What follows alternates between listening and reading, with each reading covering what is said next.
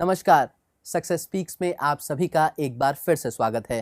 दोस्तों, हमारे इस खास कार्यक्रम में हमेशा हमारी यही कोशिश रहती है कि आपको उन शख्सियतों से मिलवाएं जिन्होंने सफलता के शिखर पर पहुंचकर अपना परचम लहराया है।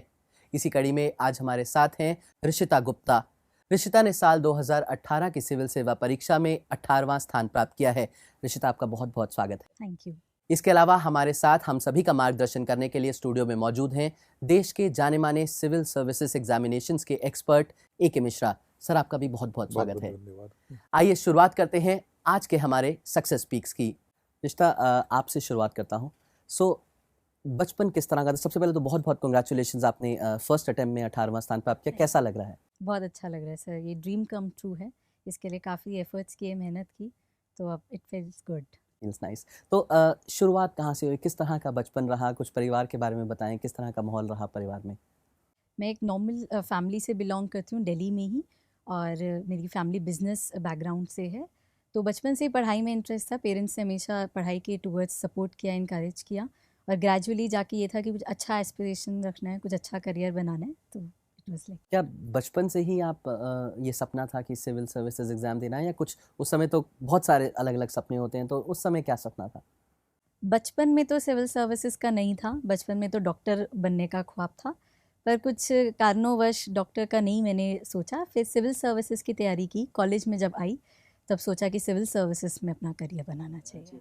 सर, आपसे भी जानना चाहूँगा कि एक सही शुरुआत, एक सही फाउंडेशन से होती है, तो कितना ज़रूरी है छोटी ही उम्र से अपने लक्ष्य को स्थापित कर लेना, या समझ लेना कि मुझे जीवन में क्या करना है, या किस तरह से अपने आप को पॉलिश करना चाहिए? देखिए, जो सबसे बड़ी चीज़ है वो है अपने लक्ष्य के प्रति या जो भी आगे करियर चुनना है उसकी जागरूकता। उसके लिए देर और सबेर की कोई ख़ास बात नहीं, जब इंसान जागता है तभी बात हो सकती है। लेकिन आइडियल कंडीशन ज़रूर है कि ग्रेजुएशन के दौरान में ही यदि कुछ एक आइडिया फॉर्म हो जाए कि किस लाइन में मुझे ग्रो करना है तो अच्छा रहेगा। और ऋषिता की जो जानकारी है उसके हिसाब से जो उन्होंने जागरूकता अपने मन में लाया वो बहुत सही समय पे लाई। ये ग्रेजुएशन कर रही थी, उसी समय उन्होंने फैसला कर लिया कि मुझे सिविल सर्विसेज में जाना है, आईएएस बनना है। तो उसके कारण से इनका जो सारा एफर्ट है वो फोकस्ड हो गया, एक डायरेक्टेड हो गया, और उसी के अकॉर्डिंगली घर का माहौल बन जाता है। फिर कोई टाइम जो वेस्टेज, कॉलेज का टाइम जो नॉर्मली स्टूडेंट्स काफ़ी सारे अपने वेस्ट कर डालते हैं, उनको लगता है कॉलेज का टाइम है, खेलने कूदने का टाइम है, अभी बहुत, अभी तो बाद में देखेंगे, लेकिन वो समय बहुत क्रुशियल होता है। और ऋषिता का जो ये एफर्ट है, ये जानकारी वो बहुत सराहनीय है कि बहुत समय में देखा, और इसी का परिणाम है कि आप देखिए इतना बढ़िया रैंक, ऑल इंडिया में 18th रैंक, वो भी पहले अटैम्प्ट में ही इन्होंने कर दिया है, पहला एग्ज़ाम दिया और इस रैंक पे पहुँचे।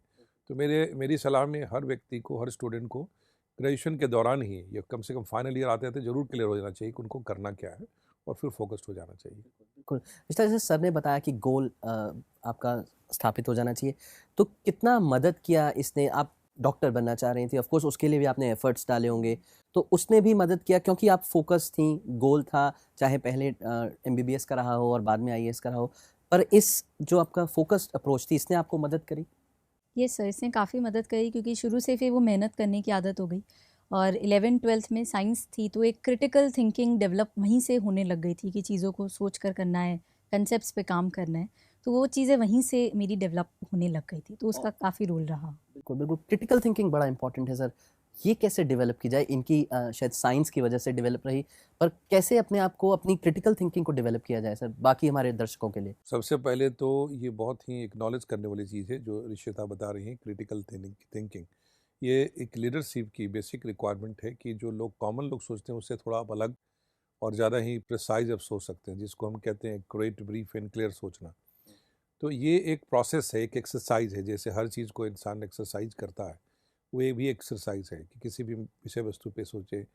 और साइंस के अंदर में वो एक साइंटिफिक अप्रोच तो आ ही जाता है कि किस प्रकार से करना है, लेकिन इसको शार्पन करने का तरीका ये है कि किसी विषय वस्तु पे हम उसको या तो बच्चों को ट्रेन करें उसके हिसाब से जो है, या टीचर्स का भी यही रोल होना चाहिए, क्योंकि इनिशियल डेज में किसी यंग बच्चे को इस सब चीज़ का आइडिया नहीं होता है। लेकिन धीरे धीरे यही एक, फिर जब एक कैंडिडेट सीख लेता है तो अब उसका कोई भी इश्यूज़ जैसे मान लीजिए आ रहा है, न्यूज़पेपर में ही आप पढ़ते हैं, तो उसके हिसाब से एक तो है जनरल रीडिंग लगाना, एक है कि उस विषय वस्तु थोड़ा गहराई से सोचना, और कुल मिलाकर एक लैटरल थिंकिंग करना।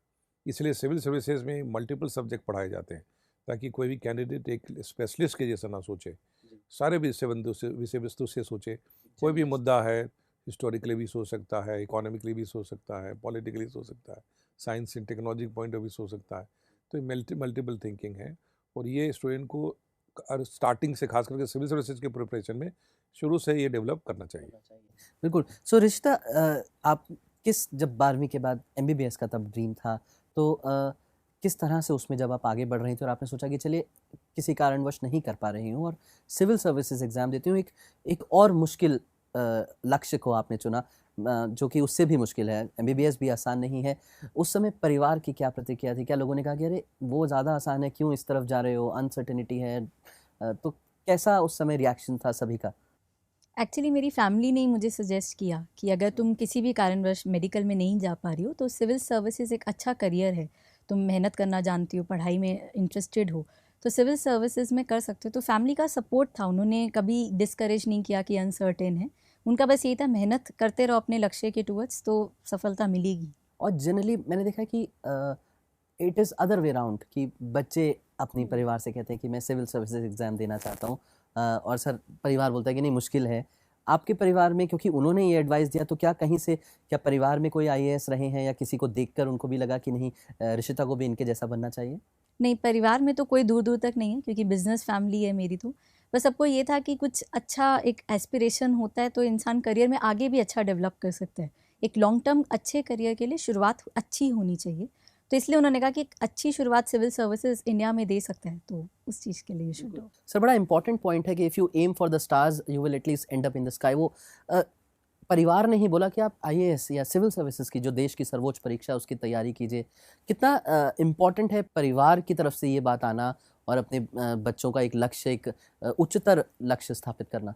परिवार का बहुत बड़ा रोल है। सिविल सर्विसेज एग्जामिनेशन एक लंबा प्रोसेस है, खास करके स्टूडेंट को बहुत सारे साइकोलॉजिकल, इमोशनल उतार चढ़ाव से गुजरना पड़ता है कैंडिडेट को। तो यदि घर में पेरेंट्स, घर के माहौल में भी लोग यदि उसको इनकरेज करने के लिए शामिल हो जाए, तो बहुत एक तो इंटरेस्टिंग हो जाती है जर्नी। और जहाँ जहाँ भी मान लीजिए कोई स्पिरिट लो हुआ, डाउन हुआ, तो उसमें ये बड़ा बूस्ट करता है। एक बहुत फैमिली में मैंने स्टूडेंट्स को देखा इस प्रकार के कि पूरा ही माहौल ही चेंज हो जाता है। तो ये बहुत बड़ी चीज़ है, और ऋषिता को ये चीज़ प्राप्त हुआ, खास करके इनकी मदर से जो है वो एक बहुत बड़ी चीज़ है।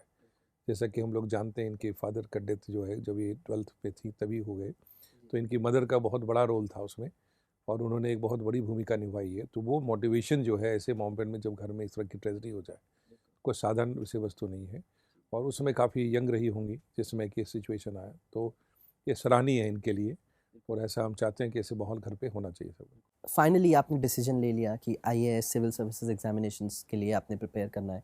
तो अक्सर देखा गया है कि इतना वास्ट रिसोर्सेज अवेलेबल हैं, हर कोई राय दे रहा है।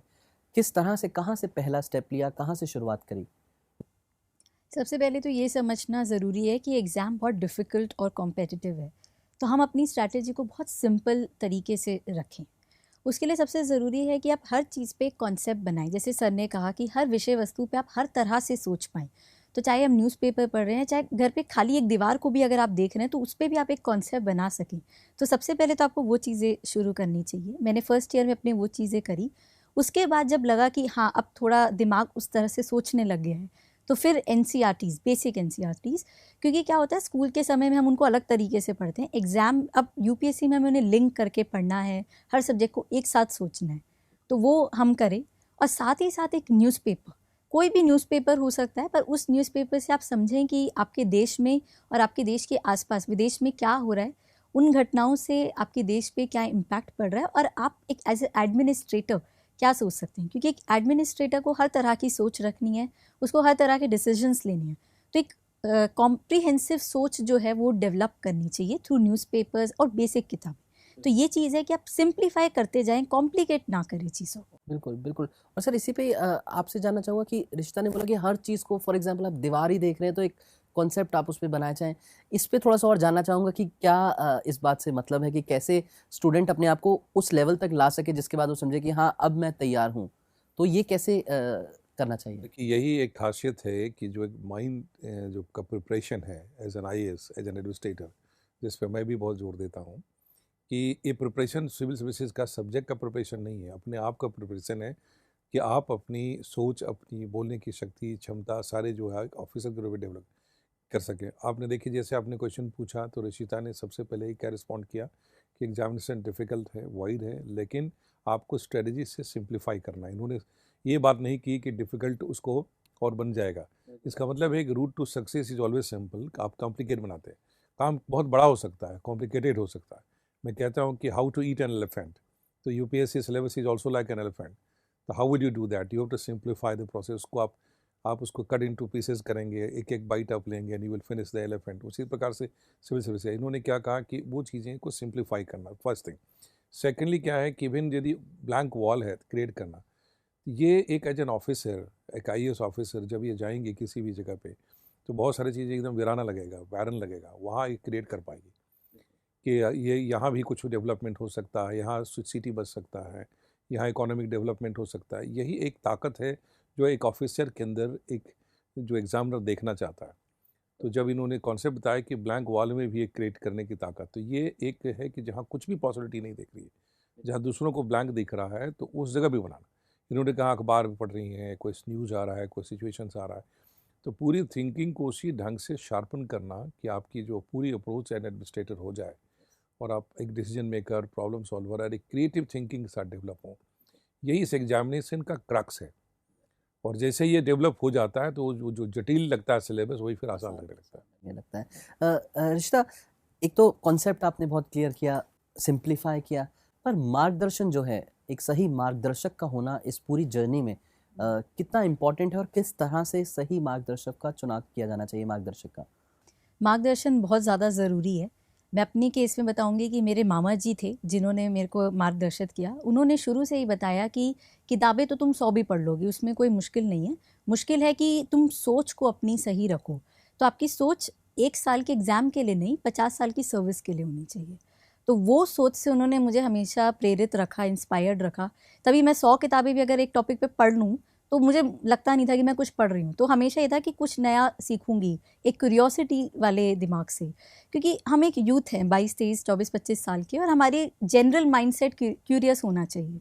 तो उस तरह से मेरे मार्गदर्शन ने कहा कि क्यूरियोसिटी से इसको अप्रोच करो, ये नहीं कि कुछ बहुत मुश्किल को लाइफ में कुछ आ गया है, उस तरह से। सर, आपकी दृष्टि में मार्गदर्शन कितना ज़रूरी है? क्योंकि अक्सर बहुत सारी किताबें हैं, स्टूडेंट्स मैंने देखा है बहुत सारा इकट्ठा कर लेते हैं सिलेबस, और मतलब उनको वो पैरालिसिस ऑफ एनालिसिस, आप ही के शब्दों में अगर कहूँ तो हो जाता है। तो किस तरह से उस सिचुएशन से बचा जा सकता है और एक सही स्ट्रैटेजी बनाई जा सकती है सक्सेसफुल एग्जामिनेशन के लिए? देखिए, मार्गदर्शक का रोल तो वैसे ही होता है जैसे एक टॉर्च बेरर का होता है कि आपके आगे के चल रहा है, कि आप जाना कहाँ है।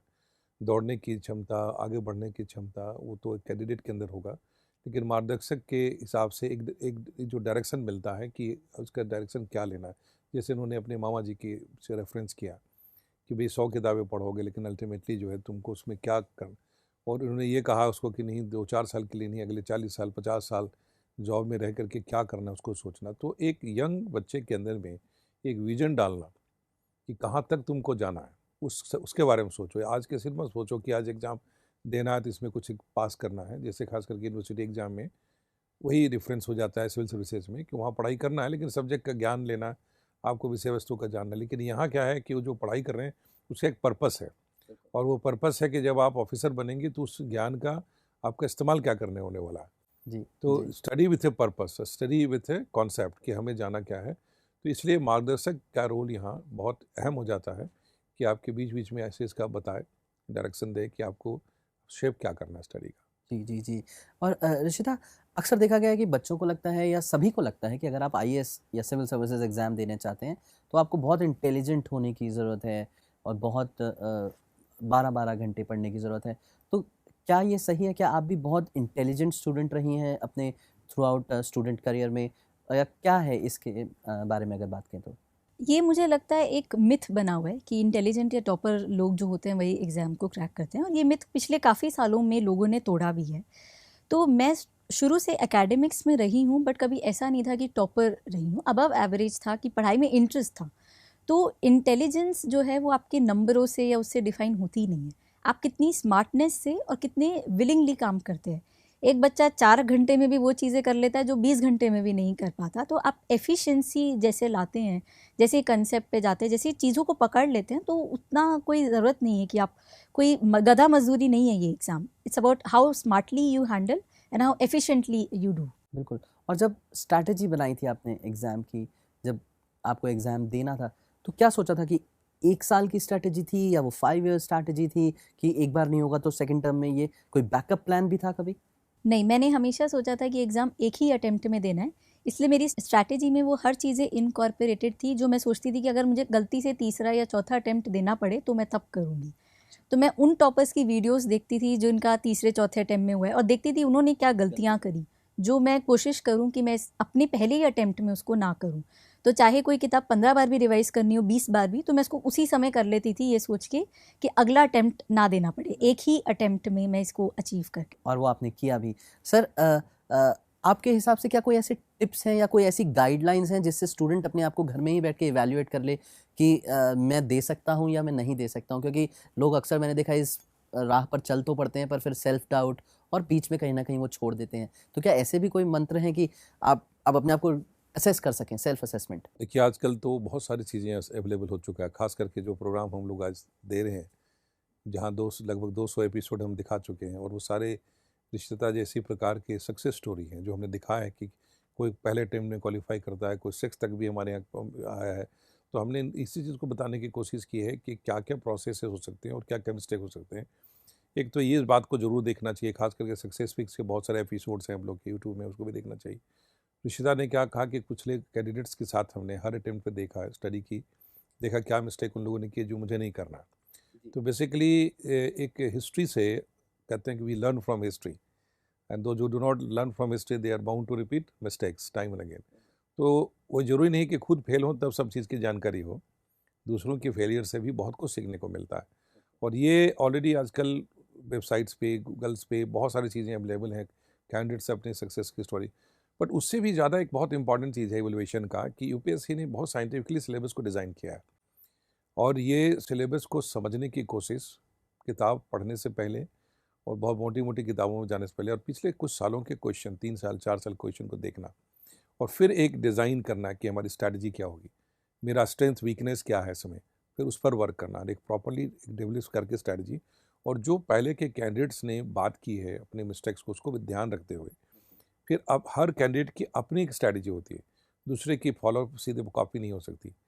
रिशिता ने भी वही बात को रिफ्लेक्ट किया है कि हमने अपनी बनाई कि मुझे 1 साल में करना है, तो इन्होंने एक स्ट्रैटेजी बनाई, 1 साल के अंदर क्या क्या त्रुटियाँ आ सकती हैं, प्रॉब्लम, सब जज कर लिया इन्होंने। तो वो किसी भी एक्शन से पहले आपकी पूरी योजना यदि तैयार है कि मेरा रूट प्लान क्या होगा, जाना कहाँ है, तो आप भटकने से बचते जाएंगे, और बीच बीच में अपने डायरेक्शन रूट को चेक करेंगे कि मेरा डायरेक्शन कितना दूर रह गया। एक जीपीएस आपने सेट कर लिया और उसके अकॉर्डिंगली आप चलते जा रहे हैं। तो ये एक सारी प्रोसेस होनी चाहिए। बिल्कुल, बिल्कुल। रिश्ता यहाँ पर एक छोटे से ब्रेक के लिए रुकेंगे। सक्सेस स्पीक्स में अभी वक्त हो गया है एक छोटा सा ब्रेक लेने का। आप कहीं जाइएगा नहीं, रिशिता गुप्ता के साथ हमारी एक खास बातचीत जारी रहेगी ब्रेक के उस पार भी।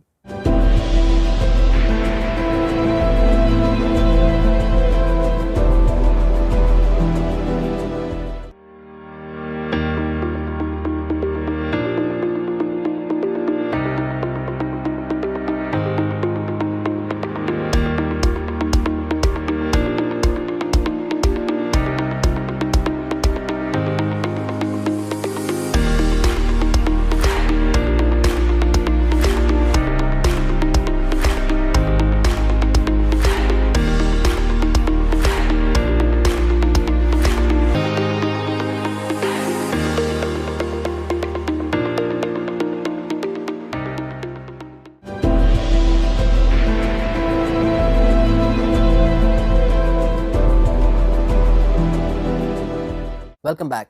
सक्सेस स्पीक्स में आप सभी का एक बार फिर से स्वागत है। आज हम बात कर रहे हैं रिशिता गुप्ता से, जिन्होंने साल 2018 की सिविल सेवा परीक्षा में 18वां स्थान प्राप्त किया है। आइए अपनी इस बातचीत को आगे बढ़ाते हैं।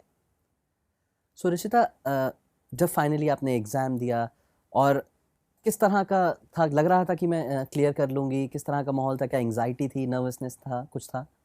एंग्जाइटी तो थी क्योंकि ये एग्ज़ाम इतना अनप्रिडिक्टेबल है कि आप कभी इमेजिन नहीं कर सकते, बट क्योंकि एग्ज़ाम्स ठीक हुए थे तो लग रहा था कि शायद लिस्ट में नाम आ जाएगा, बट रैंक की तो उम्मीद नहीं थी। ये तो और बहुत जब ये मिरेकल हुआ तो कैसा लगा, सबके रिएक्शंस कैसे थे?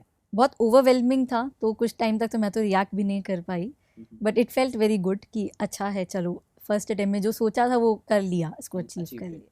बिल्कुल। रिश्ता आगे टेक्निकल और आपके पेपर की पूरी स्ट्रैटेजी पे बात करने के लिए मैं चाहूँगा कि हमारे एक्सपर्ट आपसे कुछ बात करें, प्लीज़। रिचिता, एक बार फिर से आपको बहुत बहुत बधाई कि पहले अटेम्प्ट में आपने ऑल इंडिया में 18th रैंक प्राप्त किया है। Thank you sir.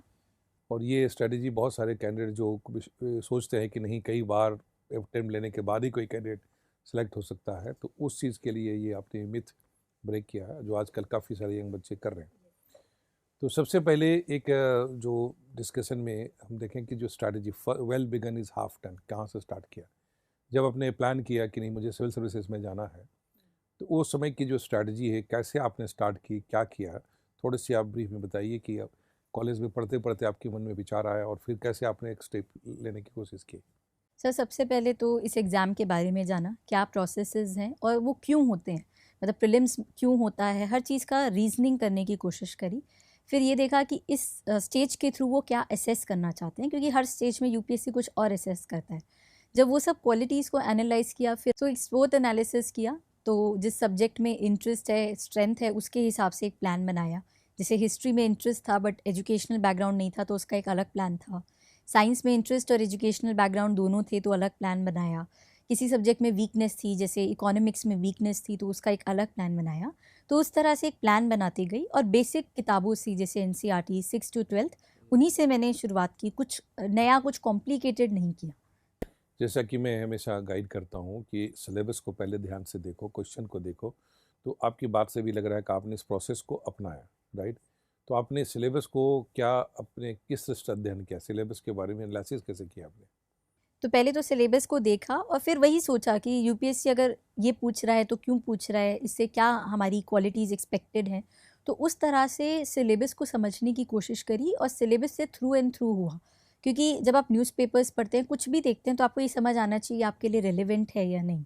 तो वो सिलेबस को लिखा, उसको अच्छे से मेमोराइज तक किया कि ये टॉपिक्स रेलिवेंट है, और उस हिसाब से फिर आगे की preparation on the basis of syllabus वो चलती रही। तो यदि हम आपको एज ए बिगिनर, किसी जैसे आप एक बिगिन कर रहे थे, किसी को सलाह देने के लिए बोलें कि आप कुछ पॉइंट्स बताइए पॉइंटर्स में कि किन चीज़ों पे ध्यान देना चाहिए, तो 3-4 पॉइंट आप जिसको बताना चाहें कि भाई इनको स्टार्ट करना चाहिए, तो पॉइंटर्स में ज़रा बताइए। सबसे पहले तो सिलेबस ही देखिए, प्रीलिम्स, मेंस एंड इंटरव्यू, तीनों स्टेजेस का सिलेबस देखिए। फिर उस सिलेबस को समझने की कोशिश करिए, क्या है, क्यों है, किस तरह से है। और फिर आप देखेंगे कि बहुत ओवरलैप्स हैं, यानी कि कुछ एक ऐसे कंसेप्ट्स हैं या कुछ ऐसे टॉपिक्स हैं जो यूपीएससी हमारा बहुत अच्छा कंसेप्ट मांगता है।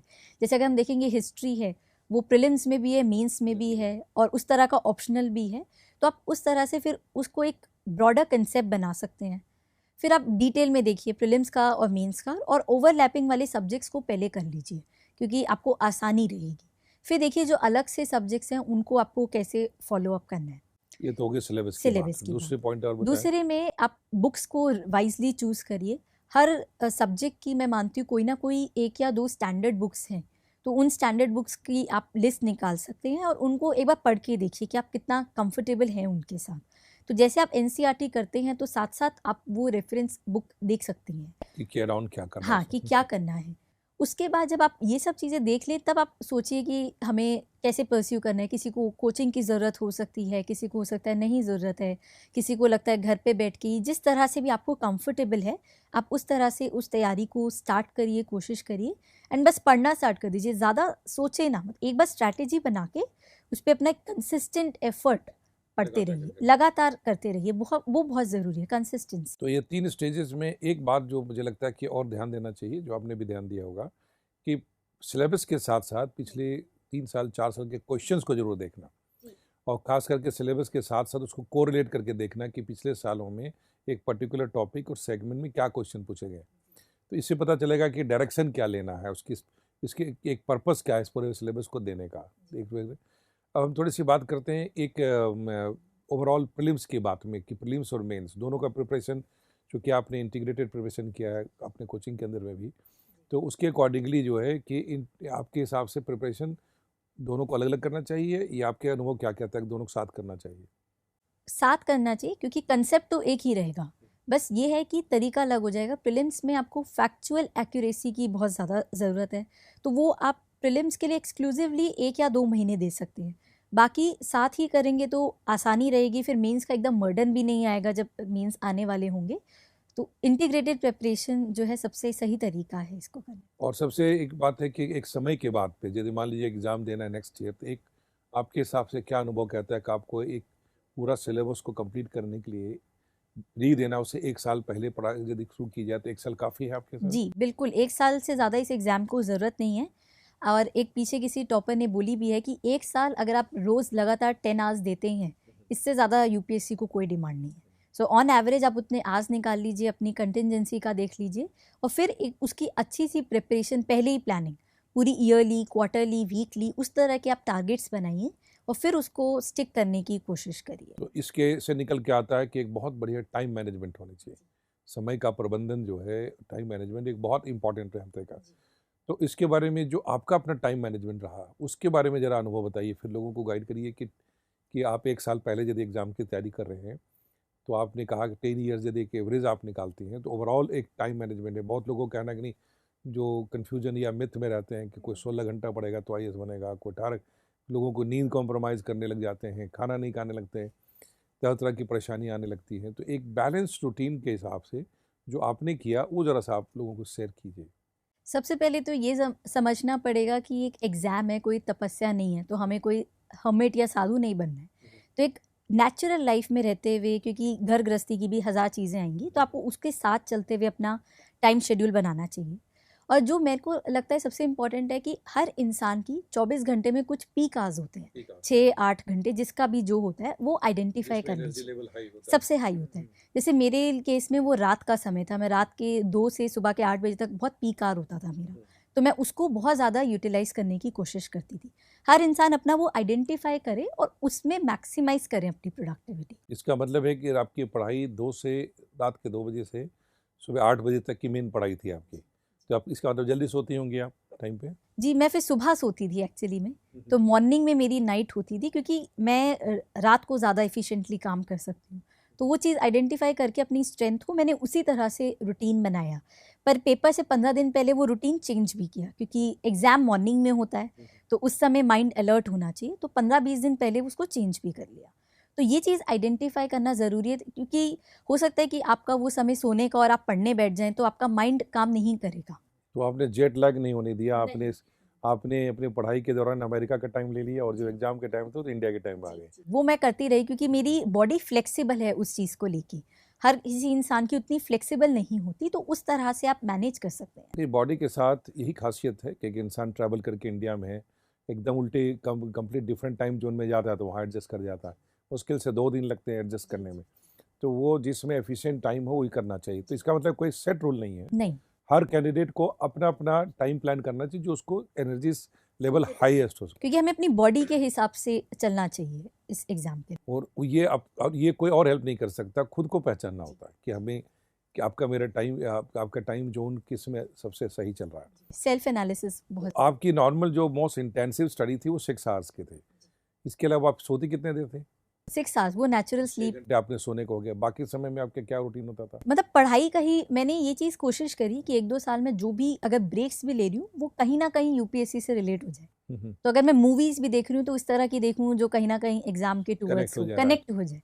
तो हर वो जैसे स्वामी विवेकानंदा ने कहा है कि अपने गोल के लिए ही आप 24 घंटे जगे रहें, अराइज़ रहें, गोल को ही ब्रीथ इन करें। तो वही चीज़ मैंने 1-2 साल at the back of mind कहीं भी रहें वो साथ चलते गोल रहना साथ होना चाहिए। चाहे आप मस्ती भी कर रहे हो दोस्तों के साथ, तो भी आपके बैक ऑफ द माइंड कहीं ना कहीं आपका थॉट। और इस एग्जामिनेशन की खासियत भी यही है कि आपको हमेशा ह्यूमन इंटरेक्शन में रहना है। लाइफ उसी तरह की होगी, तो जो भी कर रहे हैं उसमें से कोई ना कोई चीज़ें, इश्यूज, प्रॉब्लम, सब चीज़ें आती भी रहती हैं। तो preparation is not only in the box, preparation is in पूरे एनवायरनमेंट। वर्ल्ड के साथ कनेक्टेड रह के आपको और बहुत कुछ सीखने को मिलता है। अगर आप 4 लोगों के साथ बैठते हैं, तो जैसे मैं अपने दादाजी के साथ बैठ के महाभारत पे डिस्कस करती थी, तो वो GS4 में मुझे बड़ा हेल्प किया एक एथिकल तरीके से सोचने में। तो कहीं पता नहीं चलता आपको कहाँ से सीखने को मिल जाएगा इस एग्जाम। आप अपने इन्वायरमेंट में ही प्रैक्टिस कर रही होती हैं इसमें। ये टोटल में टाइम मैनेजमेंट आपने बहुत अच्छा की। एक जो क्रुशियल इश्यूज आता है कि आपने अपने लिए कितना रिलैक्स करने के लिए या स्ट्रेस को कैसे मैनेज किया, वो बड़ा इंपॉर्टेंट है। तो एक स्ट्रेस के बारे में आपको क्या कहना है इस एग्ज़ाम के बारे में? सर स्ट्रेस तो मोर और लेस हम जैसा सोचते हैं वैसा बन जाता है। अगर हम लेने को तो वैसे भी स्ट्रेस ले ले, और नहीं तो हम अपने स्ट्रेस को भी इंजॉय कर सकते हैं। तो इस एग्ज़ाम की जर्नी ऐसी है कि स्ट्रेस को भी इंजॉय किया जा सकता है, वो एंग्जाइटी को, अनप्रिडिक्टेबिलिटी को। तो रिलैक्स करने के लिए मैं तो सिर्फ अपनी फैमिली के साथ ही टाइम स्पेंड करती थी, या थोड़ा सा कुछ लाइट सा कुछ भी कर लिया, वॉक पे चले गए, गाने सुन लिए, मतलब उसमें भी काफ़ी ब्रीद इन सा लगता था कि एक अच्छी चीज़ है। वरना बहुत ज़्यादा मैंने स्ट्रेस पे ध्यान ही नहीं दिया, ध्यान सारा पढ़ाई पे था। ये सब चीज़ें अपने आप ही मैनेज होती गई। ये जो अपने हम जो व्यूअर्स आपको देख रहे हैं उनको हम समझा दें कि स्ट्रेस भी गलत चीज़ नहीं है, प्रोवाइडेड कि उसको आप इंजॉय करना शुरू करें। जी जी क्योंकि सक्सेस के लिए स्ट्रेस जो है it is a kind of giving seriousness to your preparation. लेकिन यदि वो स्ट्रेस को वरी में बदल दिया, टेंशन में बदल दिया, तो प्रॉब्लम हो तो वो प्रॉब्लम होगा। लेकिन उसको यदि एक गोल की ओर सेट कर दिया तो वो स्ट्रेस मैनेजमेंट इसको कहते हैं, और वो मैनेज करके वही चीज़ आप आपको प्रोडक्टिव बना लेते हैं। जी। तो आपने वही किया तो स्ट्रेस मैनेजमेंट के हिसाब से। ये टोटल आपका फ्रेंड सर्कल कैसा था टोटल? फ्रेंड सर्कल नॉर्मल था, सब अपनी इंजीनियर्स ज़्यादातर मेरे दोस्त रहे क्योंकि मैं साइंस स्टूडेंट थी पहले, तो सब अपनी जॉब्स वगैरह में थे, तो उनसे भी अच्छा मिलता था कि एक कॉर्पोरेट वर्ल्ड का एक एक्सपीरियंस मिलता था सुनने को। तब और मोटिवेशन होता था कि सिविल सर्विसेज और कितना सेटिस्फाइंग करियर हो सकता है, तो उस चीज़ ने भी मेरे को बहुत हेल्प की अंडरस्टैंड। फैमिली में रहने के लिए अपने सर्कल में बहुत सारे लोग होते हैं जो ड्रीम स्टीलर्स होते हैं, जो आपको सपनों में बार बार बाधक भी डालते हैं कि भाई ये बहुत मुश्किल काम है। हो सकता है आपकी मदर को भी लोग कुछ कहते हैं कि किस काम में लगा दिया, बहुत मुश्किल काम है। ऐसा भी कोई सिचुएशन आया आपके साथ भी? जी आता था, बट इसके लिए मदर ने खुद ही हैंडल कर लिया। तो अगर ऐसे कोई लोग भी हैं फैमिली में, तो मम्मी ने जैसे उनका घर पे आना बंद कर दिया या इस तरह की चीज़ें वो खुद हैंडल कर। Very good. मतलब तो उन्होंने मुझ पर नहीं आने दिया कि कोई कुछ भी बोल रहा है, वो कभी मुझ पर नहीं आया। मतलब जो लोग आपके डिस्टर्बेंस के कारण हो सकते थे, मम्मी ने कहा कि इनको दूर कर। ब्लॉक कर दिया, बिल्कुल ब्लॉक। 1.5 साल मेरे घर कोई रिलेटिव्स नहीं आए, मतलब मम्मी ने सबको मना कर दिया था कि कोई ना ही आए मेरे घर 1.5 साल। ये सब जो चुनौतियाँ और डिसीजन जो है बहुत इंटेलिजेंस का है। इसका सवाल हम खास करके स्पेशली आपकी मम्मी से भी जानना चाहेंगे, तो जो हमसे बात करेंगे मेनली ये है कि आपकी तैयारी के दौरान में ये पूरे व्यूअर्स इस चीज़ को समझने, जो फ्यूचर एस्पिरेंट्स हैं उनको जानना चाहिए कि ये जो प्रिपरेशन है इसके अंदर में अपने बारे में पूरी प्लान आपके हाथ में होता है, और जो आपके डिस्टर्ब करने वाले जो ड्रीम स्टीलर्स हैं उनको भी आप ही इजाज़त देते हैं कि आइए हमें डिस्टर्ब कीजिए। लेकिन जब आप डिसीजन ले लेते हैं कि मुझे अपने लक्ष्य की ओर जाना है, तो जिनको उसमें बुरा लगा होगा आप सबसे पहले वही लोग आएंगे जी बिल्कुल। कि भाई ये तो बहुत मेहनती लड़की है, आपकी मदर को भी तारीफ करने आओगे तो आपने तो कमाल कर दिया। तो वो सब चीज़ें, तो इन चीज़ों से ही बचना चाहिए। जी अब थोड़ी हम बात करते हैं प्रीलिम्स की स्ट्रैटेजी के ऊपर में, क्योंकि इंटीग्रेटेड प्रिपरेशन तो आपने किया, लेकिन प्रीलिम्स का एक अप्रोच है, क्योंकि सीसेट क्वालिफाइंग हो चुका है, लेकिन उसकी भी एक अपनी अहमियत है, लोग क्वालिफाई नहीं कर पाते। और दूसरी चीज़ है कि सारा अब प्रेशर और टेंशन जो है जीएस में। तो जीएस में बात करने से पहले आप ये बताएंगे सीसेट के लिए आपने क्या किया? सर, सीसैट के लिए मैंने एक बेसिक बुक ले ली थी जो कैट के एग्ज़ाम के लिए आती है, अरुण शर्मा करके, क्योंकि मुझे था कि मैंने 12th तक मैथ्स पढ़ी है, तो बस एक ब्रश अप करके मैंने सीसैट की तैयारी करी। और सबसे ज़्यादा सीसैट में इंपॉर्टेंट है प्रीवियस ईयर क्वेश्चन पेपर्स। अगर हम पास 5-6 जो भी जब से क्वालिफाइंग हुआ है पेपर्स देखेंगे, तो मोर और लेस क्वेश्चंस रिपीट ही हुए हैं, पैटर्न उनका आपको समझ आ जाएगा। एक बेसिक जितनी 8th 9th 10th की मैथ्स होती है, उतना अगर आप कंफर्टेबली कर सकते हैं तो सीसैट क्वालिफाइबल है। बस प्रोवाइडेड है कि आप उसकी प्रैक्टिस करें, उसको इग्नोर ना करें, कि क्योंकि उसकी इंपॉर्टेंस बहुत हाई है, तो इग्नोर ना करते हुए उस पर बेसिक प्रैक्टिस आप करते रहें। जो मैथ्स के अलावा जो decision making, problem solving, interpersonal skill, communication है, ऐसे सब्जेक्ट्स, उसके लिए क्या किया आपने? उसी से काम चल गया आपका? सर, जैसे अगर रीडिंग कॉम्प्रिहेंशन की बात करूं तो हम न्यूज़पेपर और इतना सब पढ़ते हैं कि वो तो उसी के साथ साथ हो जाता है।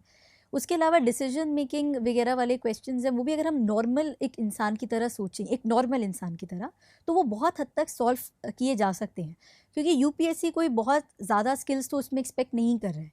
एक बेसिक नॉर्मल इंसान की तरह सोचेंगे तो मैंने बिल्कुल वैसे ही किया, कुछ एक्सपर्ट उसमें मैंने नहीं की। कॉम्प्लिकेट करने की नहीं, बिल्कुल सिंप्लीफाई हर चीज़ को। प्रीलिम्स में जो बेसिक स्ट्रैटेजी, जो क्वालिफाई, चूँकि इतने लाखों लोगों के बीच में आपको कॉम्पीट करना होता है, to be sure about preliminary, basic आप इंटीग्रेटेड प्रिपरेशन कर रहे हैं, जो आप लोगों को सलाह देना चाहेंगी कि प्रीलिम्स के बारे में वो क्या कहना चाहेंगी? सबसे पहले तो किसी भी टॉपिक को छोड़े ना।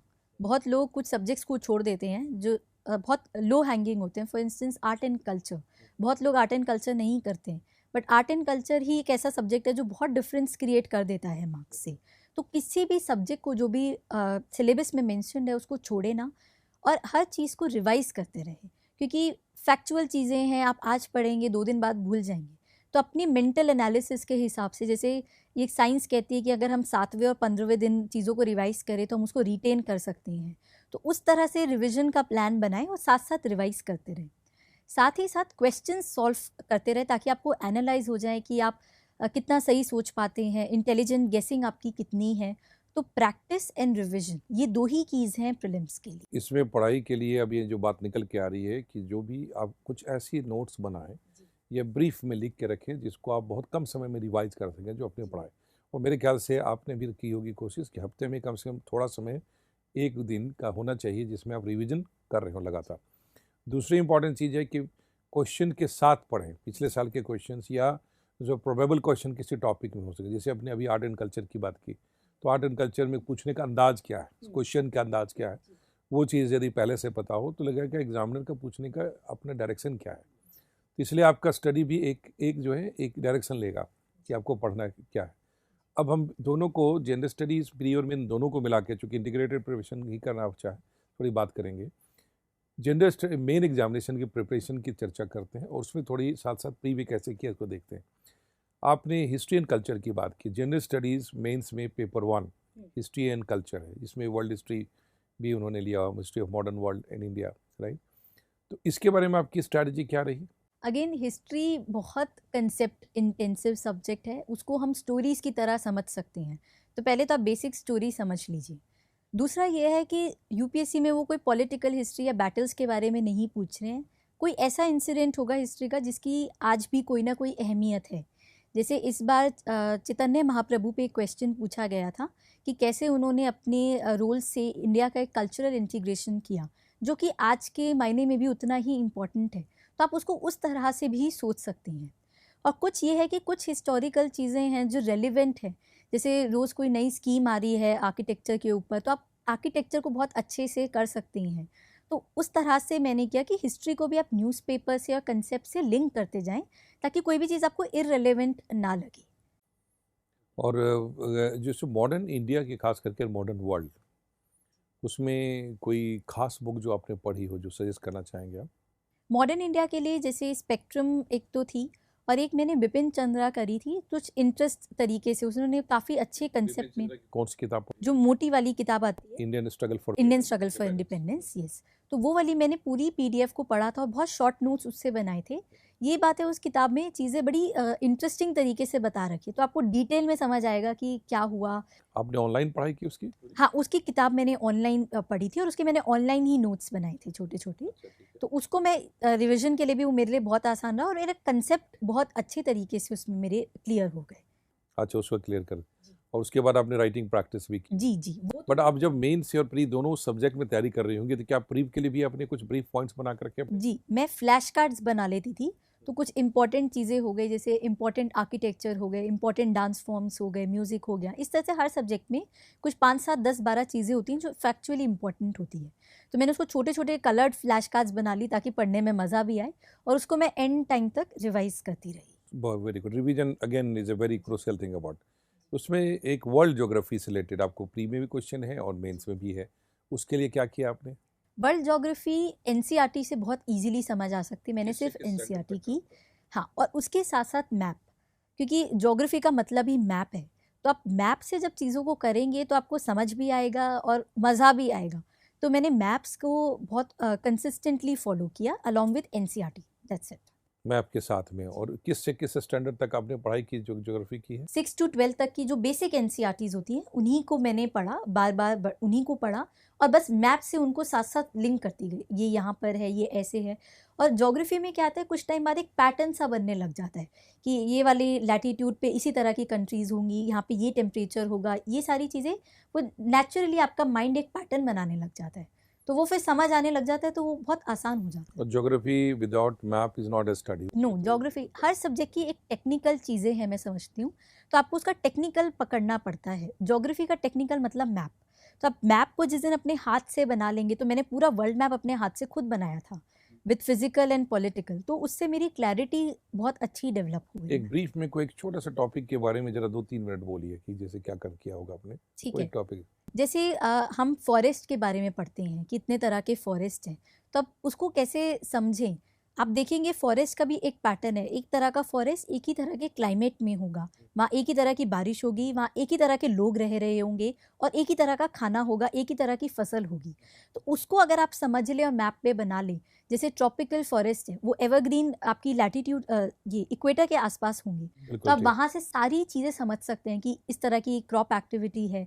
और अगर हम देखेंगे तो इन कंट्रीज़ की इकोनॉमी भी मोर और लेस सेम होती है, कि एक तरह का क्लाइमेट होगा तो वो एग्रीकल्चर शायद कंट्रीज़ बन जाएंगी, क्रॉप्स भी इस इंडस्ट्रियल तरह के हो सकते हैं। सेम होंगी, तो आप वो सारी ही चीज़ें समझ सकते हैं, इकोनॉमी तक पर भी आप उसी से पहुंच जाएंगे।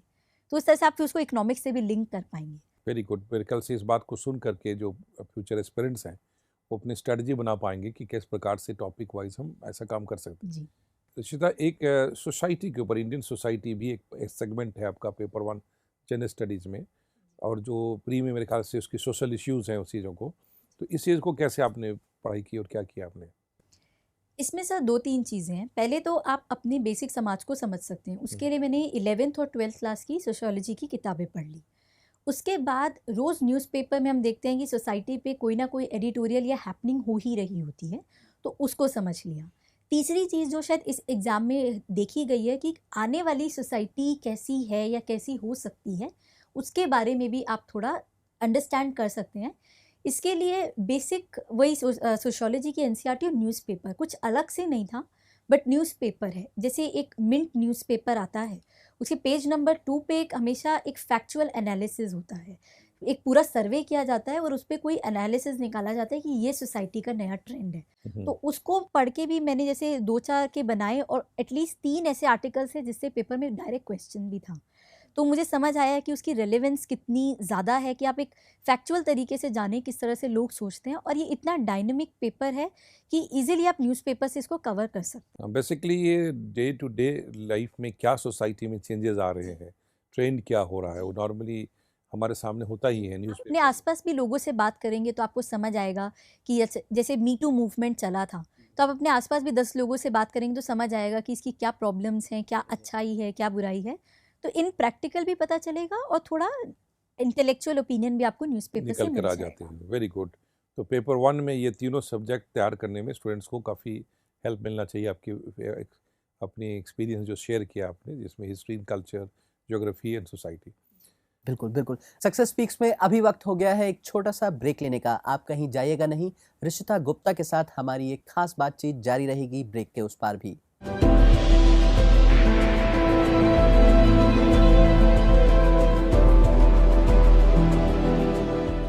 हेलो एवरीवन, मेरा नाम वैभव गुंडाने है और मैंने 2018 के सिविल सेवा परीक्षा में ऑल इंडिया रैंक 25वां हासिल किया है और ये मेरा पहला अटेम्प्ट था। मैं Chanakya IAS academy Pune centre के अपग्रेडेड फाउंडेशन कोर्स का एक स्टूडेंट था और मैं मेरे सक्सेस के लिए चाणक्य IAS एकेडमी के फैकल्टीज़ और पूरे स्टाफ मेंबर्स का धन्यवाद।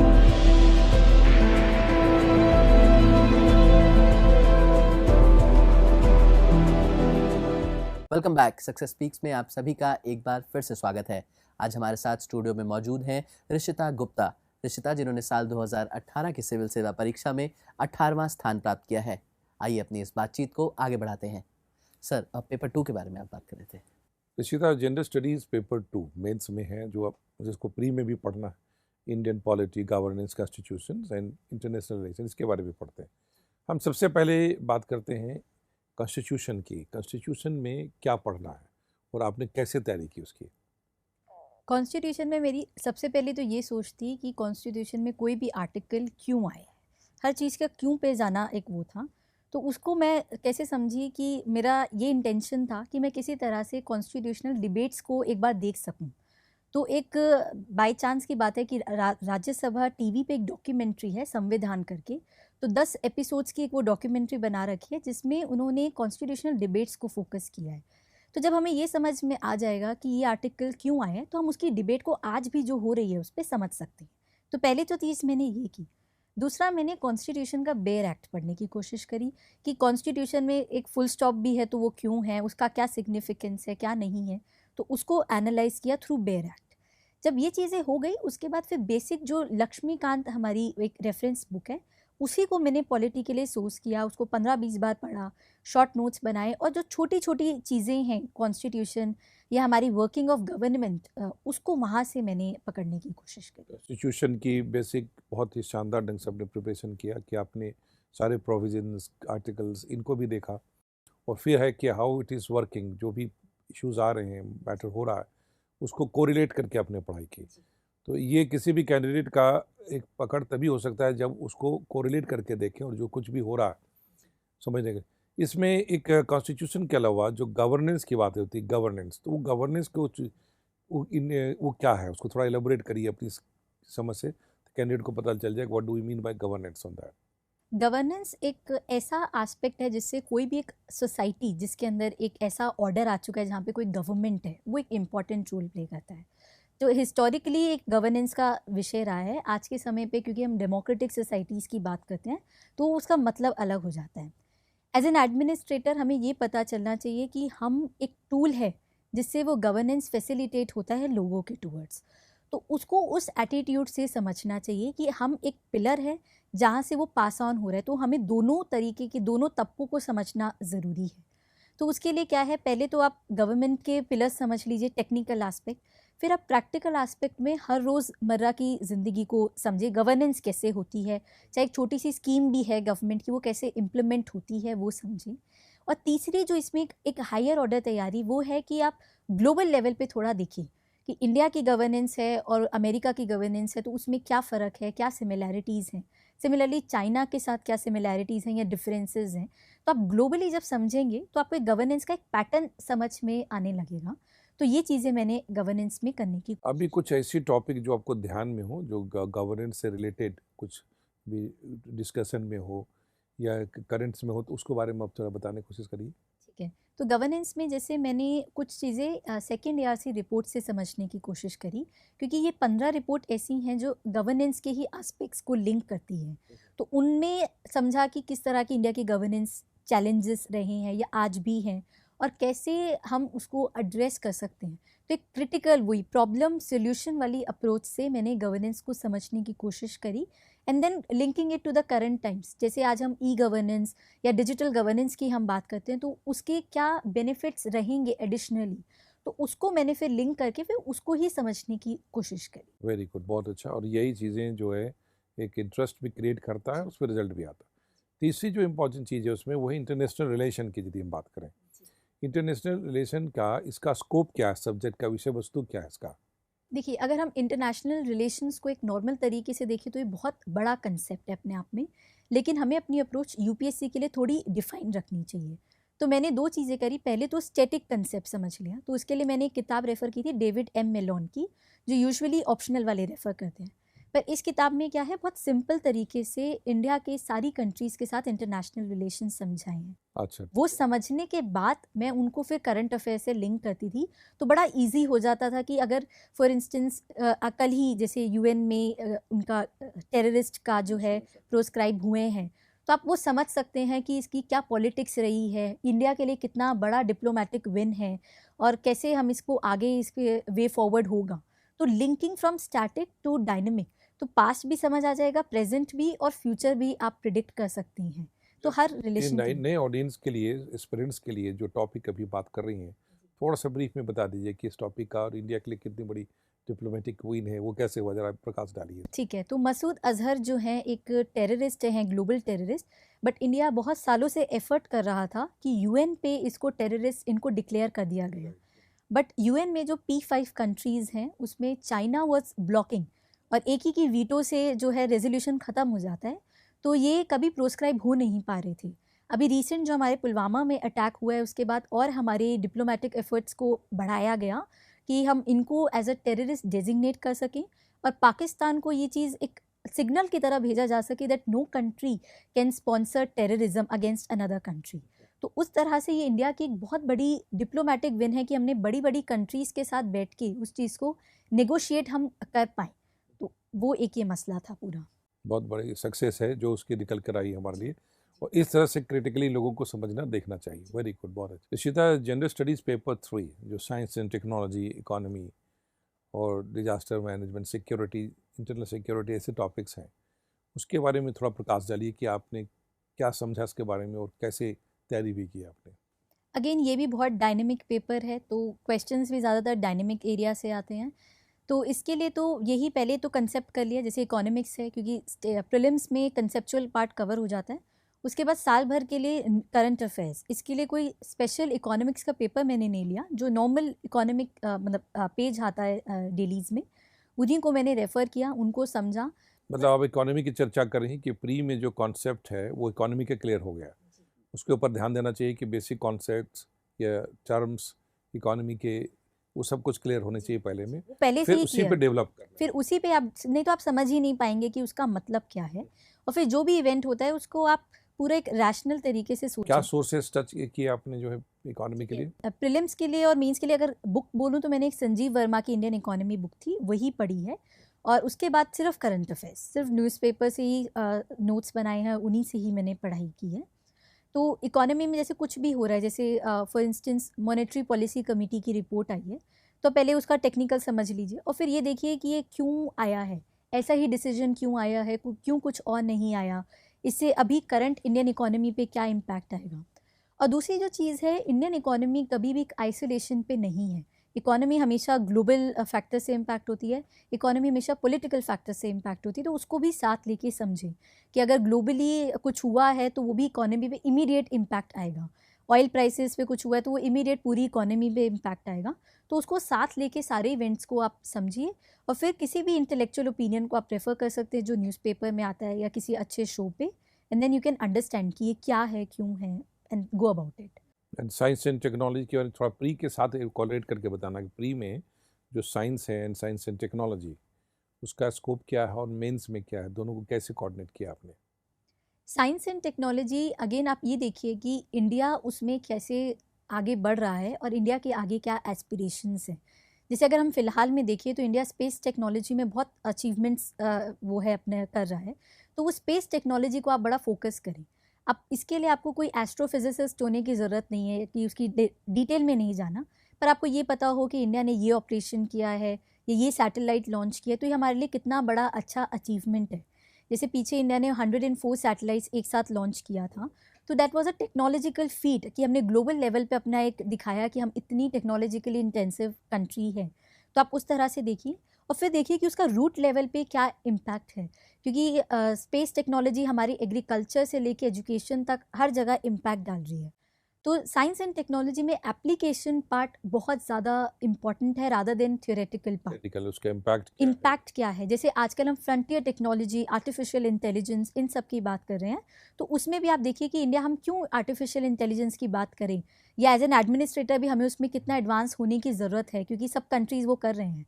तो कॉम्पिटिटिव एंगल से और एडवांसमेंट के एंगल से आप साइंस एंड टेक्नोलॉजी को पढ़िए। कोई खास ऑथेंटिक सोर्स, गवर्नमेंट सोर्स जो आप सजेस्ट करना चाहेंगे साइंस एंड टेक्नोलॉजी के लिए?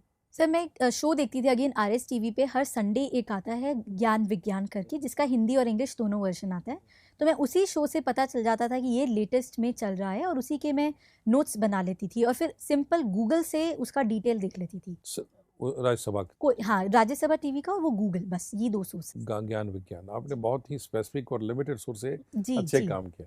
इस पेपर में इंटरनल सिक्योरिटी और डिजास्टर मैनेजमेंट, ये दोनों चीज़ और रखा गया है। जी जी कोई खास वजह है दोनों सब पेपर का रखने का इसमें? जी इंटरनल सिक्योरिटी इंडिया का एक काफ़ी क्रूशियल इशू है और हम देखेंगे कि लगभग हर पार्ट ऑफ कंट्री में कोई ना कोई इंटरनल सिक्योरिटी चल रही है।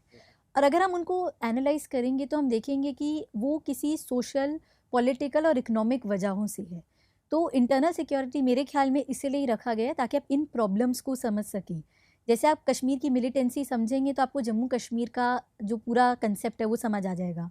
सिमिलरली आप नक्सलिज्म में जाएंगे तो आपको रेड कॉरिडोर रीजन समझ में आ जाएगा। तो वो शायद एक वजह हो सकती है। उसके लिए मैंने सेकेंड ARC की एक रिपोर्ट है, कॉन्फ्लिक्ट रेजोल्यूशन और पब्लिक ऑर्डर, ये दो को बेसिक तरीके से समझा। और उसके बाद रोज़ में अगेन फिर डायनामिक वाला जो है वो सबसे इम्पॉर्टेंट है और कैसे आपकी एक नई सोच हो सकती है उसको एड्रेस करने के लिए। जैसे अब साइबर सिक्योरिटी एक बहुत इंपॉर्टेंट विषय बनता जा रहा है, तो आप उसमें क्या नया कर सकते हैं, ग्लोबली कुछ नया हुआ, जैसे एस्टोनिया एक कंट्री है जिसने साइबर सिक्योरिटी में बहुत अच्छा काम किया, तो आप उसकी एग्जाम्पल देख सकते हैं और अपने पेपर में भी आप उसकी एग्जाम्पल लिखेंगे तो एग्जामिनर भी समझेगा कि आप एक वेल अवेयर सिटीजन हैं, तो आप उस तरह से फॉलो अप ले सकती हैं इस सब्जेक्ट में। Very good. जो है रिशिता, अब हम पेपर 4 की बात करते हैं, जनरल स्टडीज़ पेपर 4, जो बड़ा ही एक अलग तरह का पेपर है, एथिक्स, इंटीग्रिटी, एप्टीट्यूड। सबसे पहले आप ये बताइए कि एग्जामिनर इस पेपर में कैंडिडेट के अंदर क्या देखना चाहता है? आई थिंक ये एक ऐसा पेपर है जो सारे एग्जाम्स में सबसे इम्पोर्टेंट है, क्योंकि as an administrator you need to be ethically and morally upright. तो अब जब एथिकली और मॉरली अपराइट रहते हो तभी आप अपना काम ड्यूटीफुली कर सकते हो, क्योंकि at the end of the day आपका एक डिसीजन बहुत लोगों की लाइफ इम्पैक्ट करता है। तो इस एग्ज़ाम में थ्योरेटिकली भी और थ्रू केस स्टडीज़ भी यही चीज़ असेस की जाती है। और एक सबसे इम्पॉर्टेंट है इमोशनल इंटेलिजेंस। पढ़ाई बहुत लोग कर सकते हैं, बट इमोशनली डिफ़िकल्ट सिचुएशन में आप कैसा सोच पाते हैं वो, क्योंकि हम देखेंगे सारी केस स्टडीज़ बहुत कॉम्प्लिकेटेड होती हैं, उन पर सोचना बड़ा मुश्किल होता है कि इसमें हम क्या डिसीजन लें, बट एक्चुअल में हमें डिसीजंस वही लेने हैं।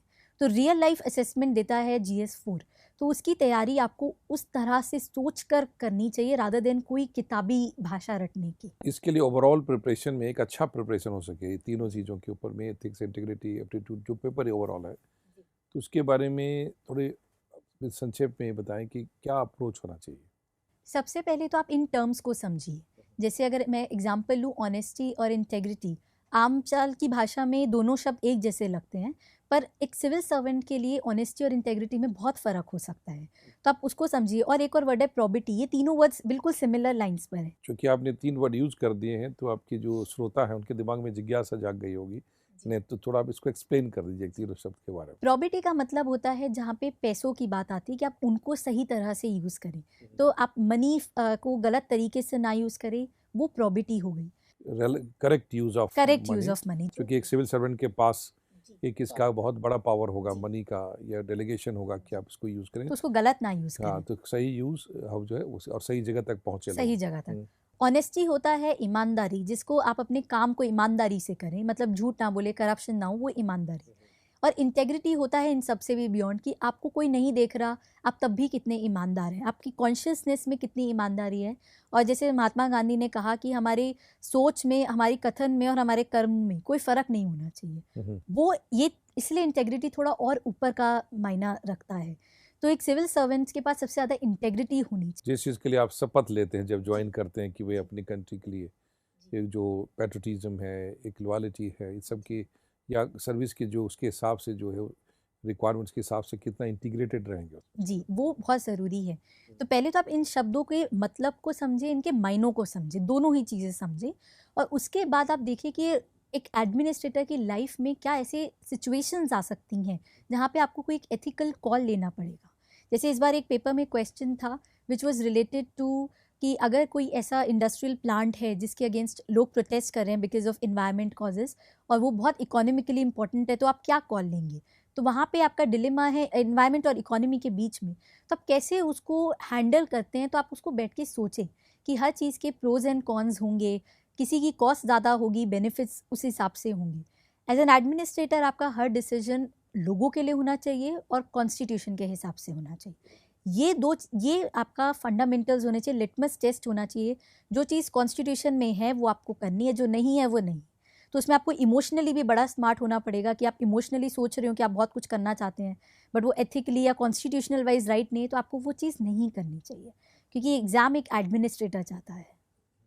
तो ये चीज़ एंड एक ये ओवरऑल यदि हम एक बात कहें केस स्टडी के बारे में, पेपर 4 में बहुत अहमियत रखता है, तो केस स्टडी का एक अप्रोच डेवलप करने के लिए किसी कैंडिडेट को जो स्टार्ट करने जा रहे हैं उनको क्या सलाह देंगे आप? पहले तो समझें उस केस को, आंसर के ऊपर ना भागें, सोचें, मतलब एक एज एन एडमिनिस्ट्रेटर सोचें। और एज एन एडमिनिस्ट्रेटर सोचने के लिए आपको अपनी इंटेलिजेंस को यूज़ करना है। आपको उस चीज़ का हिस्ट्री भी पता होना चाहिए, ज्योग्राफी भी पता होना चाहिए, पॉलिटिक्स भी पता होना चाहिए, इंटरनेशनल लेवल भी पता होना चाहिए। तब जाके आप उस पर सोचें कि ये एक्शंस हो सकती हैं। फिर हर एक्शंस के मेरिट्स और डीमेरिट्स को एनालाइज करें, और जो एक्शन आपको लगता है दिल से कि ये सबसे ज़्यादा सूटेबल है, वो एक्शन का आप कॉल लीजिए। ये चीज़ होती है। ऐसे एक पेपर है जिसके कारण से कई लोग उसको साइड अफेयर, नेगलेक्टेड छोड़ देते हैं, आपने क्या अप्रोच अपनाया था ऐसे पेपर के लिए? ऐसे एक ऐसा पेपर है जिसमें आपकी थिंकिंग एनालाइज होती है और एक वे ऑफ कम्युनिकेशन एनालाइज होता है। जो भी आपकी भाषा है उसमें आपकी पकड़ कितनी अच्छी है और उस भाषा में आप अपनी बात को कितनी सरलता से अच्छे से समझा सकते हो। तो ऐसे के लिए मेरे को लगता है कि आपकी सोच पहली बात तो उतनी डिफाइंड होनी चाहिए, क्योंकि आपको किसी भी टॉपिक पे 1000 वर्ड्स लिखने हैं और जो कि आम सोचना आसान नहीं है। तो आप किसी भी टॉपिक को उतना डिटेल में सोचें कि आप 1000 वर्ड्स के लिमिट क्या 1000 से 1200? 1000-1200 वर्ड्स के बीच में आप उसको लिख सकें। फिर आपकी एक कोहेरेंस होनी चाहिए थॉट में। ये नहीं कि कहीं से भी कोई भी थॉट आ रहा है, तो आप हर थॉट को पहले सोचें कि पहले ये थॉट है, फिर ये एग्जाम देखिए में पढ़ते समय कनेक्ट कर सके कि अच्छा पहले ये बात बोली, उसके बाद ये बात है। फिर एक डायनामिक एस्पेक्ट होना चाहिए, एक ही मोनोटनी नहीं रिफ्लेक्ट होनी चाहिए।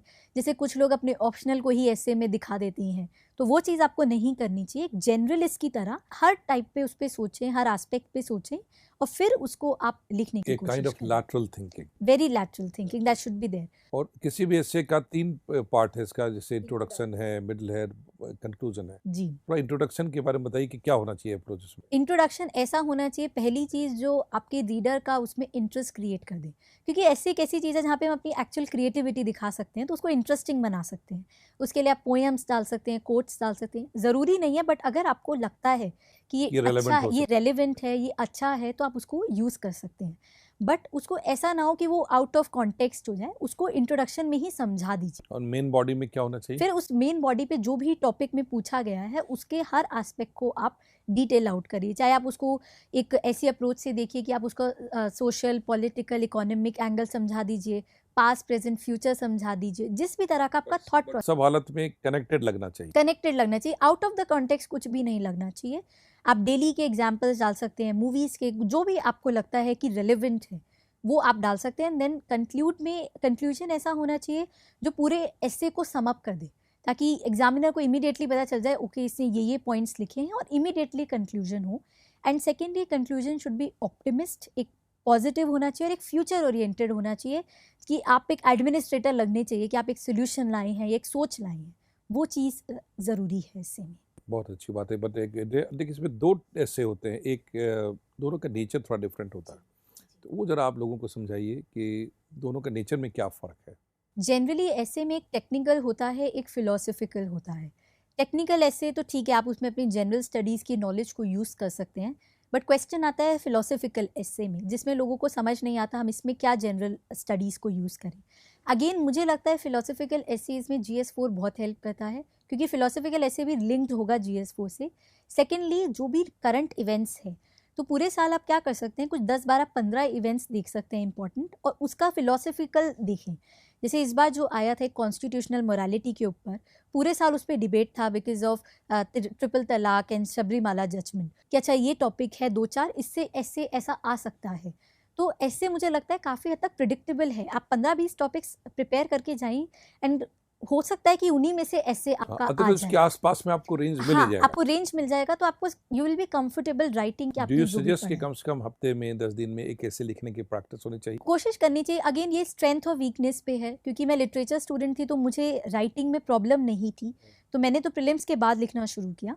बट जो नहीं है या जो इंजीनियरिंग बैक, खास करके जो साइंस के स्टूडेंट जो साइंस से हैं, जिनकी पढ़ाई ऑब्जेक्टिव रही है, तो वो थोड़ी प्रैक्टिस कर सकते हैं पहले से। ह्यूमैनिटीज वालों में भी एक प्रॉब्लम होती है कि कई बार कैंडिडेट को इतना ज़्यादा डिटेल लिखने की आदत होती है जी जी, कि वो टू द पॉइंट आ नहीं पाते, इसलिए मेरे ख्याल से इसको जिसको लगे कि नहीं लिख सकते। अपनी स्ट्रेंथ और वीकनेस के ऊपर, जैसे मैं शुरू से क्रिएटिव राइटिंग में थी तो मुझे बहुत ज़्यादा नहीं लगा उसमें, बट जिसकी जो भी स्ट्रेंथ और वीकनेस है वो उस हिसाब से प्रैक्टिस करना स्टार्ट कर सकता है। अब थोड़ी ऑप्शनल सब्जेक्ट की बात करते हैं। आपने दिल्ली यूनिवर्सिटी से, कैरोल कॉलेज से इंग्लिश लिटरेचर में पढ़ाई की, लेकिन आपने ऑप्शनल सब्जेक्ट अपना पब्लिक एडमिनिस्ट्रेशन रख लिया। तो सबसे पहले बताइए कि किसी भी कैंडिडेट को सब्जेक्ट सिलेक्शन में किन बातों का ध्यान रखना चाहिए? सबसे पहले तो मैं कहूँगी जो आपने ग्रेजुएशन में पढ़ा है वो बहुत अच्छा सिलेक्शन होता है, क्योंकि आप 3 साल उसमें पढ़ चुके हैं, आपको बेसिक्स पता है। अगर आप अपना ग्रेजुएशन वाला सब्जेक्ट नहीं लेना चाहते तो वो सब्जेक्ट 2-4 देखिए जिसमें आपको लग रहा है कि इंटरेस्ट है, क्योंकि यूपीएससी की पढ़ाई में आप ऑलमोस्ट हर सब्जेक्ट पढ़ लेंगे तो इंटरेस्ट तो सभी में डेवलप हो ही जाएगा। बस ये देखिए कि कितनी डेप्थ में आप उसका इंटरेस्ट रख सकते हैं। जैसे मुझे हिस्ट्री में भी इंटरेस्ट था, मैंने हिस्ट्री का देखा, बट मुझे ऑप्शनल का सिलेबस देख के नहीं लगा कि मैं इतना रिटेन कर पाऊंगी उसको, तो मैंने वो हिस्ट्री ऑप्ट नहीं किया।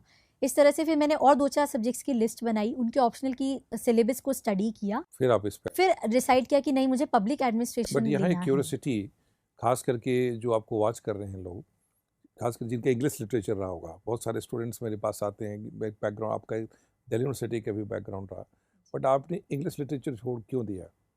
सर मैं थोड़ी एकेडमिकली मुझे नहीं था कि मैं इसमें बहुत अच्छा परफॉर्म कर पाऊंगी, क्योंकि एक तो होता है कॉलेज के एग्ज़ाम में अच्छे नंबर, ठीक नंबर लाना, एक होता है यूपीएससी में, तो मुझे एक वो डर था कि मेरी कॉलेज वाली मेंटालिटी है, मैं यूपीएससी में नहीं कर पाऊंगी। मतलब इंटरेस्टिंग बात यह है कि आपको ये कहना चाह रही हैं कि सब्जेक्ट का बैकग्राउंड, यदि उसमें एकेडमिक इंटरेस्ट भी आपका अच्छा रहा है और जेन्युइन इंटरेस्ट है, क्योंकि कई बार कॉलेज में स्टडी पढ़ने में एक ऐसी कैंडिडेट को या तो एडमिशन जिस सब्जेक्ट में चाहिए नहीं मिल पाता, या उसमें क्लियरिटी नहीं कि क्या पढ़ना चाहिए तो ले लेता। तो इस सब्जेक्ट में लेकिन ग्रेजुएशन के बाद जब आप यूपीएससी का सिलेक्ट करना है तो वो सब्जेक्ट लेना चाहिए जिसमें लगता है कि एकेडमिकली भी हम सही हैं, और उसके कारण से आपने पब्लिक एडमिनिस्ट्रेशन चुना। आपने एनालिसिस की, सारे सब्जेक्ट को जीएस में देखा कि इसमें है कि इससे मुझे सब्जेक्ट में सपोर्ट भी मिलेगा और अच्छा कर सकते। आपकी रुचि के सब्जेक्ट थे, ठीक है। पब्लिक एडमिनिस्ट्रेशन कितना समय लगा आपको टोटल प्रिपरेशन करने में? 3 से 4 महीने में एक फर्स्ट जो है रीडिंग हो गई थी मेरी पब्लिक एडमिनिस्ट्रेशन। इसका मतलब है कि एक जनरल नया सब्जेक्ट भी यदि हो तो 3-4-5 महीने में एक अच्छा ऑप्शनल सब्जेक्ट यदि रुचि हो तो तैयार हो सकता है। जी जी। ऑप्शनल के प्रिपरेशन में और जीएस के प्रिपरेशन में दोनों में क्या फ़र्क है स्टाइल में? ऑप्शनल बहुत टेक्निकल होना चाहिए, वहाँ पे जेनेरिक नहीं होना चाहिए, बट वहाँ मैं समझती हूँ 2 लेयर्स होता है। पहले तो लेयर हो गया टेक्निकल कॉन्सेप्ट का, और दूसरा लेयर होगा एट द एंड आपको हर चीज़ में एडमिनिस्ट्रेटिव क्वालिटीज़ दिखानी ही है। तो सेकंड लेयर आपको उसको एडमिनिस्ट्रेशन से और लिंक करे, ये तो पब्लिक एडमिनिस्ट्रेशन है, कोई भी ऑप्शनल हो इसके अलावा सेकंड लेयर पे कहीं ना कहीं आपको अपने आंसर्स के थ्रू ये रिफ्लेक्ट करना चाहिए कि आप एक एडमिनिस्ट्रेटर हो, आप कोई पीएचडी का एग्जाम नहीं लिख रहे हैं। तो टेक्निकल के साथ एडमिनिस्ट्रेशन को दोनों को मिक्स करना डिफरेंट ट्रेड्स ऑफ पर्सनालिटी दिखने चाहिए कि आपने इसको स्टडी की है तो एक पर्पस से जी, कि पीएचडी की पढ़ाई नहीं लगनी। हाँ, जिस सर्विस में आप जा रही हैं, कल आप आईएएस बने, आईपीएस बने, फॉरेन सर्विस में जाएं, तो उसकी यूज एंड एप्लीकेशन कैसे करेंगे, उसमें क्या आपने कुछ अपने अपने भी नोट्स बनाए थे आप? जी, मैं किताबों से पढ़ के खुद की नोट्स बनाती थी और फिर उन्हीं को एनालाइज करा और उसी में ऐड ऑन करती रहती थी लगातार, न्यूज़पेपर से या करंट जो भी है एनरिच करते गए। ये नोट्स वर्ड्स भी बड़ा कई बार स्टूडेंट के लिए कंफ्यूजिंग होता है, उनको लगता है नोट्स बनाने का मतलब बहुत डिटेल एलाबोरेट नोट्स बनाना है। क्या आपने इसे बनाए? नहीं, सी मैं नोट्स ये देख के बनाती थी कि मुझे नोट्स पढ़ने कब है, अननेसेसरी एफर्ट नहीं वेस्ट होना चाहिए, और ब्रीफ में हम तुरंत बिल्कुल रिवाइज कर ब्रीफ सकें। में ऐसा नोट्स भी हो जो मुझे ये पता था कि मैं पेपर से 15 मिनट पहले ये वाला नोट पढ़ूंगी। तो that is the important preparation कि एग्जामिनेशन से पहले 15 मिनट भी पहले रिवाइज करना हो। उतनी क्लैरिटी से बनाओ, नहीं तो किताबें तो आपके पास है ही, उन्हीं से ही पढ़ते रहो। तो it means there should not be elaborate notes. Notes का मतलब ये होता है कि संक्षेप में अपनी पॉइंट्स रिमाइंड करने के लिए, जो आप लिखना चाहते हैं, रिवीजन करने के लिए। आप बहुत सारे स्टूडेंट क्या होते हैं एग्जामिनेशन हॉल में जा रहे हैं, वो भी मोटी मोटी किताब लेकर के रिवीजन करने जा रहे हैं, जो नहीं, कभी नहीं रिविजन संभव। नोट्स अलग बनते हैं, तो उस तरह से मैं बनाती थी। 3 महीने के रिविजन के अलग नोट्स थे, फिर 1 महीने के अलग थे, 10 दिन के अलग थे, 1 घंटे के अलग थे, 15 मिनट के अलग थे। तो उस तरह से भी मैंने नोट्स को पहले ही प्लान करके बनाया। वो पूरी जो लास्ट आवर की जो तैयारी होती है एग्जामिनेशन से पहले, वो बड़ा एक इम्पॉर्टेंट हो जाता है। निश्चित आपके पूरी अप्रोच मुझे लगता है प्री और मेंस में लोगों को बहुत काम आएगा। थोड़ी सी अब बात हम पर्सनालिटी टेस्ट की करते हैं। आपने एक ही इंटरव्यू दिए, एक ही एग्ज़ाम दिए, और प्री मेंस इंटरव्यू करके आज ऑल इंडिया 18th रैंक लेकर के आप बैठी हुई, एंड शानदार एक परफॉर्मेंस रहा है। तो सिविल सर्विसेज पर्सनालिटी टेस्ट के बारे में आपकी क्या सोच है, क्या एक्सपीरियंस रहा है कि इंटरव्यू के अंदर क्या देखना चाहते हैं यूपीएससी? मेरा खुद का एक्सपीरियंस बहुत अच्छा रहा है, बल्कि मैं कहूँगी कि तीनों स्टेजेस में सबसे अच्छा इंटरव्यू ही रहा है। इंटरव्यू एक ऐसा है जो आपको बहुत रूम देता है अपनी पर्सनैलिटी को शो करने का। It is just that you have to analyse. इससे डरने की ज़रूरत नहीं है। आपकी पर्सनैलिटी आपकी किसी भी सर्कमस्टांसेस की वजह से हैं, बट आप यहाँ तक पहुँचे हैं, पहली बात तो इस बात में वो रखें। दूसरी बात, आप अपनी बेस्ट पर्सनैलिटी को शो करें। बहुत अच्छी अपॉर्चुनिटी है, क्योंकि 5 बड़े ब्यूरोक्रेट्स बैठ के आपका इंटरव्यू ले रहे हैं। ये मौका लाइफ में शायद कभी नहीं मिलेगा। They are all experts, they are all experience. तो आप उनसे कुछ सीखने को ही मिलेगा। तो उनके सामने अपना बेस्ट दिखाइए, और ये दिखाइए कि आप एक यूथ हैं, एक स्पिरिटेड यूथ है, एक चीयरफुल यूथ है। कोई परेशान या मायूस होने वाली बात नहीं है, खुशी की बात है। और उसको बहुत अच्छे से बस तैयारी करके जाएं और रिफ्लेक्ट करके आएँ कि आपने क्या तैयारी से क्या मतलब है? सिविल सर्विस पर्सनालिटी टेस्ट में नॉलेज का टेस्ट नहीं है ये कहते हैं कि भाई ये पर्सनालिटी असेसमेंट है, तो आपकी तैयारी से क्या मतलब है? पहले 2 तैयारी है। पहले तो है अपनी इमोशनल तैयारी, तो जो जब तक मेंस का रिजल्ट नहीं आया था तब तक मैंने इमोशनल लेवल पे तैयारी करी। पहली चीज़ तो बहुत लोग इसको एक बैगेज की तरह लेके जाते हैं कि आधा घंटे में हमारी ज़िंदगी डिसाइड हो रही है, आधा घंटा सिर्फ आपका एक करियर डिसाइड करता है। तो वो बैगेज को हटा दीजिए, फेल होने का डर, टॉप आने की इच्छा सब हटा दीजिए और उसको बिल्कुल फ्रेश माइंड से जाइए। जैसे आप ही कहते हैं कि enter like a officer and you will exit like an officer, तो उसी तरह से आप एंटर करिए रूम के अंदर। सेकंड, ये तैयारी आपको पहले ही बैठ के करनी होगी। और दूसरा ये है कि डिटेल्ड एप्लीकेशन फॉर्म, क्योंकि उनको आपके बारे में उसके अलावा कुछ नहीं पता, तो उससे आपको दिखाना है कि आप क्या है। जो भी आपका डैफ रहा है, मेरा डैफ बिल्कुल ब्लैंक था, मैंने कोई एक्स्ट्रा करिकुलर्स कॉलेज के समय नहीं किए, बट ये नहीं कि मैं उसके लिए इन्फीरियर कॉम्प्लेक्स फील करूँगी। मैं जो भी पर्सनैलिटी है उसको बेस्ट रिफ्लेक्ट कर कर आऊँगी। देखो, ये जो फीलिंग है कि जब आप एक एज एन ऑफिसर इंटर करते हैं तो मेंटली यू रेडी कि मैं उसी माइंडसेट कि मैं एक ऑफिसर हूँ, ऐसे नहीं सिलेक्शन होगा, बल्कि अब हम ऑफिसर हैं और सीनियर से बात करने जा रहे हैं। तो जब ये डिस्कशन होता है तो माइंड बिल्कुल क्लियर रहता है। एक आज आप ऑफिसर बन चुकी हैं, ऑल इंडिया 18th रैंक आ गया, आप IAS बन गई हैं। आपकी क्या सोच है आपके बारे में, आपके मिशन में अभी क्या फीलिंग है कि क्या करना चाह रही हैं इस एडमिनिस्ट्रेशन में जा करके? कुछ ऐसी विजन जो शेयर करना चाहेंगे आप ऑडियंस से? सर, मेरा विजन बस यही है कि जैसे हम न्यू इंडिया की बात करते हैं, इंडिया हमेशा एक नया इंडिया होगा, तो उसमें हम कैसे कंट्रीब्यूट कर सकते हैं। आपके पास इतने रिसोर्सेज हैं आज के समय, अपॉर्चुनिटीज़ हैं, तो कैसे उस चीज़ को टैप किया जा सकता है, लेवरेज किया जा सकता है और इंडिया को एक बेटर प्लेस बनाई जा सकती है। कैसे हम रूरल अर्बन डिफरेंसेस को हटा सकते हैं, कैसे हम जेंडर एम्पावरमेंट की बात कर सकते हैं, किस तरह से हम टेक्नोलॉजी को लेवरेज कर सकते हैं अपनी लाइफ्स को ईजी और अच्छी बनाने के लिए, और ग्लोबली इंडिया कैसे एक अच्छा और कंट्री बन सकता है, वही एक मिशन रहेगा कि उसी में कंट्रीब्यूट कर सकें। Rishita, wish you all the best and Thank you so much, great sir. career ahead in IAS. Thank you so much. God bless you. Thank you sir. Thank you Rishita. I am sure आपकी जो strategy रही और जो tips हैं उससे हमारे audience को बहुत फ़ायदा मिलेगा। Thank you. आपका भी बहुत बहुत शुक्रिया शो में आने के लिए। ये था आज का हमारा सक्सेस स्पीक्स। उम्मीद करता हूँ कि आपको ये शो बहुत पसंद आया होगा। अगले हफ्ते सफलता की एक और नई कहानी के साथ हम फिर हाजिर होंगे। तब तक के लिए नमस्कार, good bye. Don't forget to like, share and subscribe to our channel and press the bell icon to never miss an update.